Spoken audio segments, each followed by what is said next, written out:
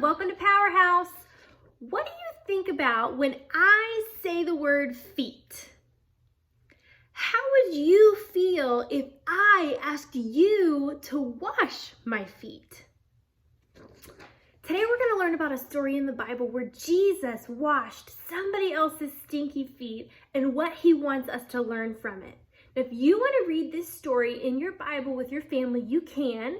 You can find it in the book of John, chapter 13.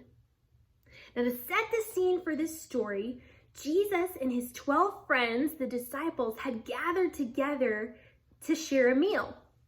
Now, in those days, when people gathered together for a meal, a servant would wash the dirty feet of all the guests. People wore sandals back then, and the dirt roads they walked on were muddy and dusty. Pretty soon their feet were muddy and dusty too. People felt welcomed when they came to someone's house and a servant washed their feet. But that night, there was no servant in the room to do the job.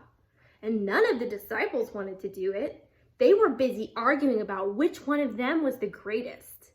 Even though Jesus had taught them that someone who wanted to be great should be the servant for others, his friends still didn't understand the message.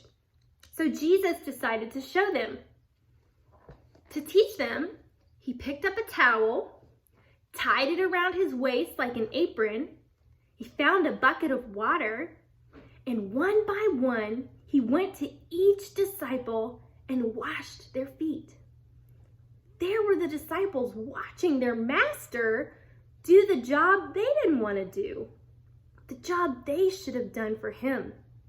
The room must have gotten very quiet as Jesus went from one man to the next.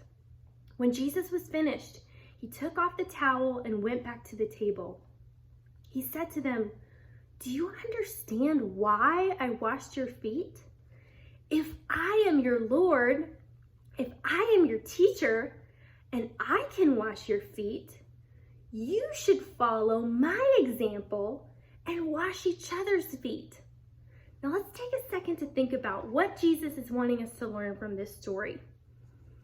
Jesus served his disciples. He did the job that nobody else wanted to do. He served them because he loved them. And Jesus is our example. He's wanting us to do what he did and to serve others. So I want you to take a moment and to think. Right now, you're at your house, can't go to school, can't go to kids club.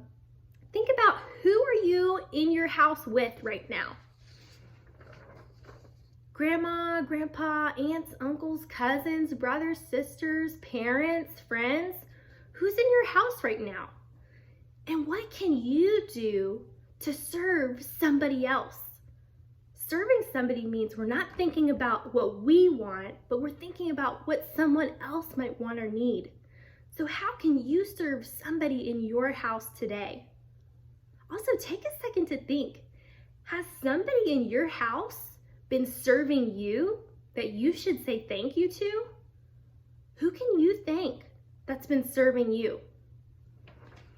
See you next week for PowerHouse again.